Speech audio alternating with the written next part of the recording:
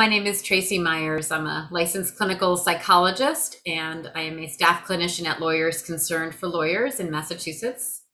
Today, I'm going to be talking about reboarding during uncertain times and highlight some of the recent data that's come out about the workforce and how the workforce has been affected by the pandemic. And then talk about how lawyers and law firms and lawyers working in the public sector can really help each other to reboard or to navigate these times with flexibility and care. So there was a recent Gallup poll that came out just last week indicating that the state of the global workplaces has been in crisis.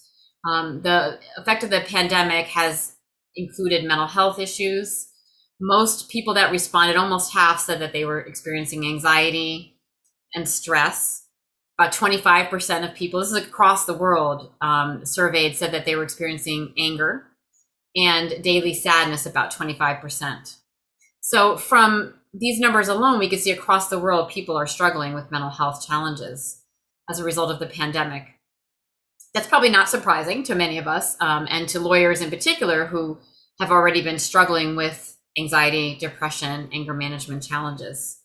But what was really interesting in the Gallup report that I think applies to lawyers now is really other indicators of challenges. And one is employee engagement. This Gallup poll found that only 20% of employees feel engaged with their employer, meaning that people are feeling more and more disengaged and less invested in the workplace. Which makes sense. If we've been working virtually or in a hybrid model, we're feeling less supported by our colleagues, and we may not even feel like we have people we can go to, right? Other things that are going on in the world, of course, have impacted the global workplace as well, and people are showing the signs of that as well. There was a lot less positive views about government, about society as a whole. People were feeling less engaged and more disillusioned. So what does that all mean in terms of reboarding? So first of all, it's really important to recognize where the workplace is. If we come up with lots of strategies to come back to the workplace and we don't acknowledge the toll that it's taken on us, we're going to find that we have a lot more distress in the early reboarding re-entry stages. So number one is recognize that people are struggling. So if you're an employee, you're working in a law firm or you're working in a public sector setting, just recognizing and acknowledging what's happened. Where are you at in terms of your worry, your stress, your anxiety?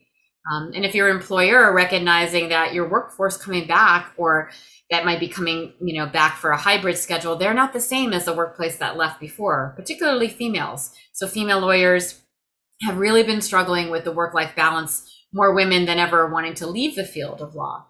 So we want to first understand that people are coming in a fragile state.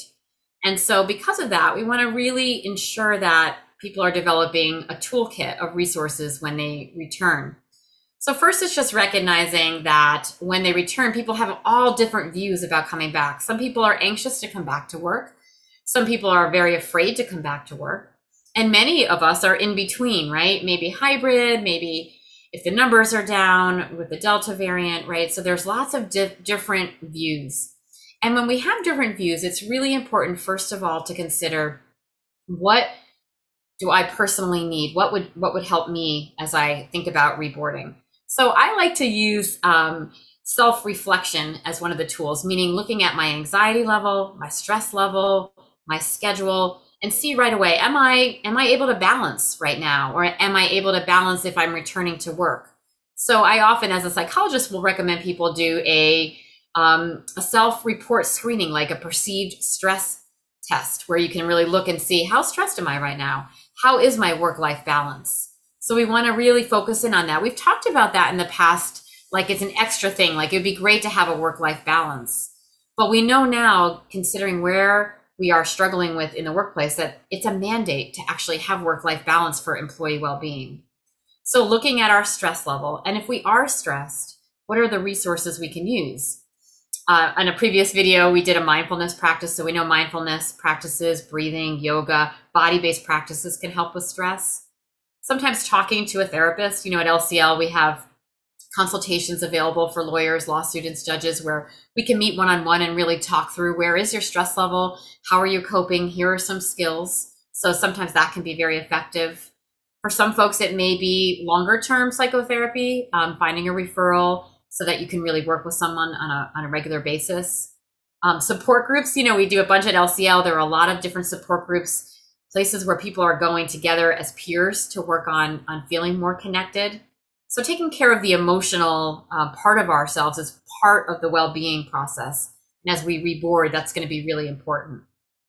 Some other parts that I want to just offer to think about is also what makes us feel vital in our job. The Gallup reports show that people are feeling disengaged. So how, as an employee or an employer, can we feel more engaged? What can get us to feel passionate? Research shows that the more that we're giving back in the community, whether we're doing volunteer work, pro bono work, whether we're helping in a food pantry, whether we're donating time or mentorship, that can make a difference. And we also need that in return. So that connection to the community and feeling valued, really important. Physical well-being, right? So if we're going back to work, what does our sleep schedule look like? How healthy is our diet and exercise schedule? So that's another key component to well-being as we reboard. And then other domains like connection. And this is one of the things we're missing. And I think many of us don't realize it until either we start to reconnect with people or we realize we've been feeling lonely or, distant from other folks at work. So how can we reconnect during the pandemic and this ongoing reboarding process so that we are getting some more social connection? It can feel so good to have an in-person visit with somebody as long as people feel safe, right? And the final piece around reboarding is safety and security. We want to make sure that people feel safe. If people don't feel safe, that foundation of safety, it's nearly impossible to feel good about your job. So that piece of always looking at, well, what would feel most safe? What allows me to do my job, but allows me also to feel safe and stable. So that requires, I'd like to call it like a soft landing. So if folks are going back part-time or they're going in a hybrid model, a soft landing has a little bit more flexibility to change and navigate, to listen when people are feeling like there may be some safety concerns, and also to be able to really recognize in yourself, like, I have too much anxiety to go full time, so I'm going to take some small steps and titrate back in. Me personally, I went to see my office. I've been hired during the pandemic, and I went for the first time last week to actually see the office where I was hired to work in. And I felt actually more engaged when I did that. And so being able to, at your own pace, when you feel ready, start making those movements can feel empowering. So these are just a few things to consider during this reboarding process. I understand that we're going to continue to navigate this, and we'll continue to have more and more information as time goes on from a psychological perspective of how to best help each other during this difficult time. For resources, like I spoke about earlier, for talking to a clinician or a support group, please feel free to contact us at A Lawyer's Concern for Lawyers. We can also assist in getting a referral to see someone in the community. And again, we're a resource for lawyers, law students, and judges here in Massachusetts. So thank you so much, and look forward to seeing you again.